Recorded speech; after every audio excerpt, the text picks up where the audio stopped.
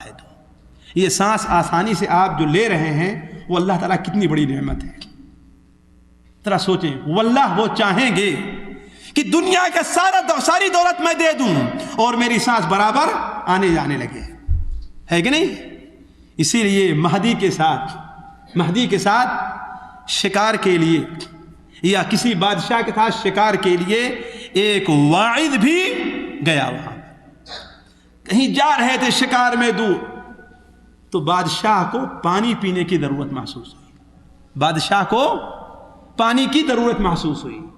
دیکھا ساتھ میں پانی نہیں ہے، اس لیے کہ ظاہر بات اس وقت بڑی بڑی گاڑیاں تو تھی نہیں کہ لوگ پانی وائٹ بھر کر کے پانی لے کر کے چلیں، ہے کہ نہیں ہے؟ تھوڑا پانی لے کے چلتے تھے، وہ ختم ہو.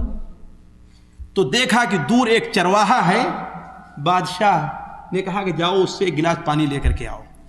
پانی آیا، بادشاہ سلامت نے پیا. تو اس واعظ نے کہا کہ حضرت آپ سے ایک سوال ہے. کہا کرو. کہا یہ ایک گلاس پانی جو آپ نے پیا ہے، اگر آپ کو پانی نہ ملتا، آپ پیاسے رہتے، آپ کی جان پر آ جاتی، اور وہ چرواہا آپ سے یہ مطالبہ کرتا کہ آپ اپنی بادشاہت کا آدھا حصہ مجھے دیجئے تو میں آپ کو ایک گلاس پانی دوں گا، تو آپ دینے کے لیے تیار ہوتے کہ نہ ہوتے؟ بادشاہ نے کہا کہ بالکل تیار ہو جاتے. ذرا دیکھیں اللہ کی نعمت کو. کہا بالکل تیار ہو جاتے.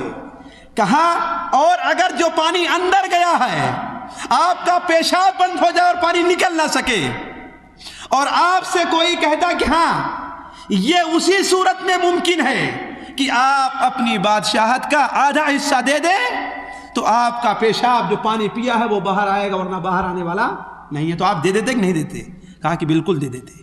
تو کہا کہ ذرا بتائیں، آپ اس حکومت کے اوپر فخر کر رہے ہیں جس کی قیمت صرف ایک گلاس پانی ہے، بس صرف ایک گلاس پانی ہے، اس حکومت پر آپ فخر کرتے ہیں؟ وہ فخر کرنے کی چیز ہے. تو میں آپ سے عرض کر رہا تھا کہ یہ سانس جو آپ کی آ رہی ہے، ان بھائیوں سے پوچھئے جن کو دمہ کا دورہ کبھی پڑتا ہے اور لاحق ہوتا ہے، کہ ان کو اس سانس کی قیمت معلوم ہے کہ کسی انسان کی سانس آسانی سے اندر جائے اور باہر آ جائے. یہ کتنی بڑی اللہ تعالیٰ کی نعمت ہے. تو امام شیخ سعدی نے کیا بیان فرمایا کہ ایک سانس پر انسان کے اوپر 2 شکر واجب ہوتے ہیں. تو کتنے سانس لیتا ہے انسان 24 گھنٹے کے اندر، اور کتنا شکریہ ادا کرتا ہے.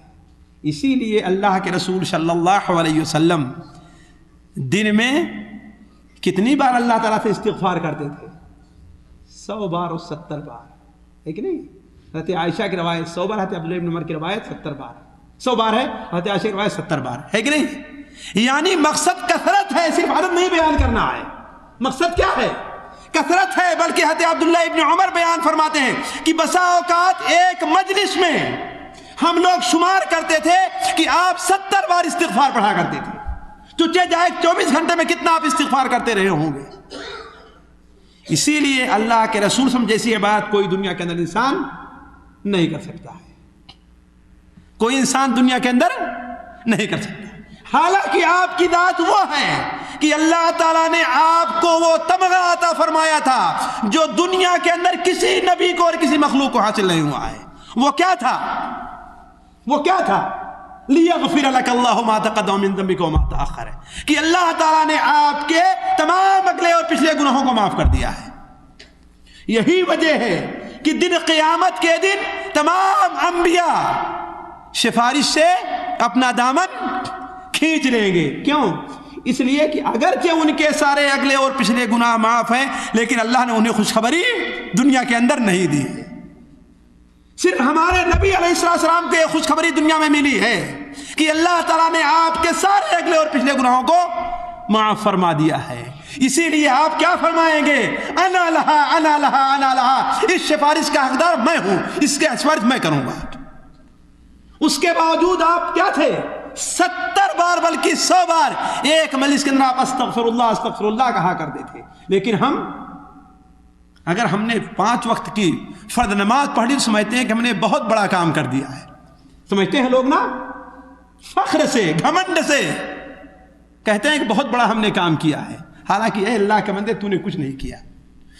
تو بات وہ چل رہی تھی کہ وہ شخص کیا کہے گا کہ یہ اللہ تعالیٰ 500 سال عبادت کر کے آیا ہوں میں، آج بھی تیرے فضل اور مہربانی سے جنت میں جاؤں تو اتنی عبادت کا فائدہ کیا ہے؟ حالانکہ وہی ہم نے کہا بخاری شریف کی جو روایت ہے کہ تم میں کا کوئی شخص اپنے عمل سے جنت میں نہیں جا سکتا ہے۔ کیوں؟ اس لیے کتنا بھی عمل کرے گا اللہ تعالیٰ کی نعمتوں اور اس کے رحمتوں کے مقابل میں کیا ہے؟ کچھ بھی نہیں ہے، کچھ بھی نہیں ہے۔ تو اللہ تعالیٰ پھر فرمائے گا اے بندے میری نعمت میری رحمت سے جنت میں چلا جا، کہے گا اے اللہ تعالیٰ نہیں۔ اللہ تعالیٰ فرشتوں سے کہے گا ذرا اس کے اوپر جو ہماری نعمتیں ہیں ان کا حساب لینا شروع کرو، اس کا حساب لینا شروع کرو۔ اب جب آنکھ کا حساب شروع ہوگا تو اس کے 500 سال کی ساری عبادت ختم ہو جائے گی۔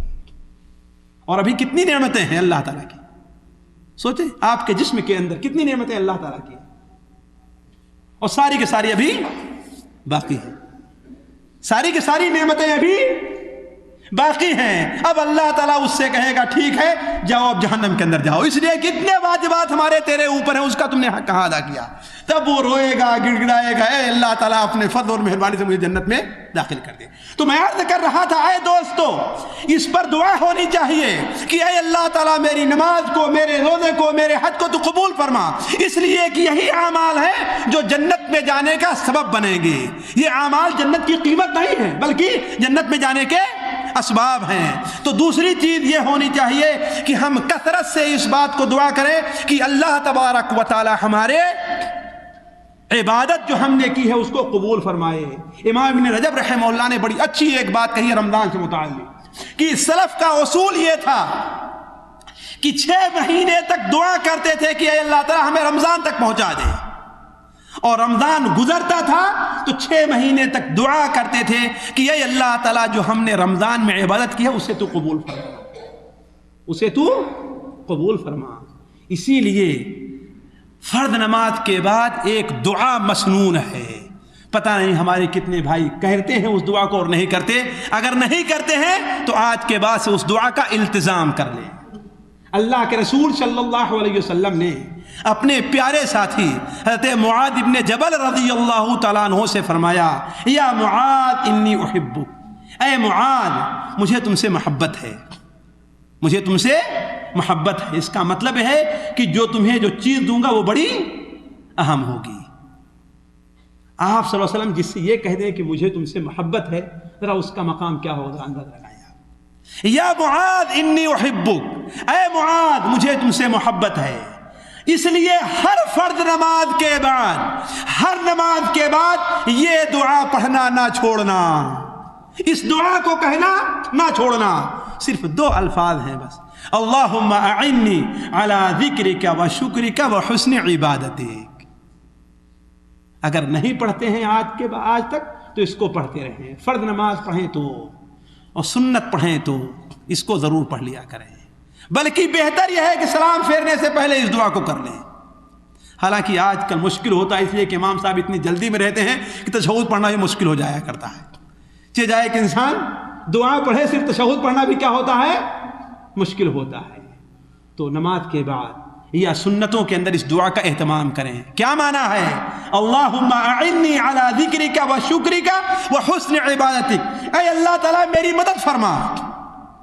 بغیر اللہ کی مدد کی کوئی چیز نہیں ہے، کوئی کام جو اللہ نہیں چاہتا ہے وہ کام ہو نہیں سکتا ہے۔ اللہم اعنی، اے اللہ تعالیٰ میری مدد کر، علی ذکرک، اپنے ذکر کے اوپر، و شکر کے اوپر، کہ میں تیرا ذکر کروں اور تیرا شکریہ ادا کر سکوں، وہ حسن عبادتک، اور تیری بہترین عبادت کر سکوں، تیری بہترین پر ظلم نہ کرو۔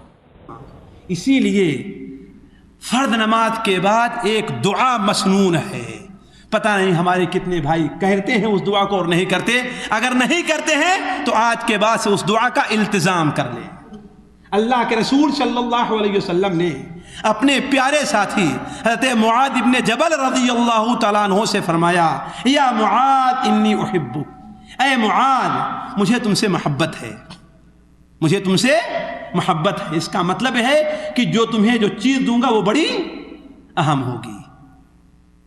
آپ صلی اللہ علیہ وسلم جس سے یہ کہہ دیں کہ مجھے تم سے محبت ہے،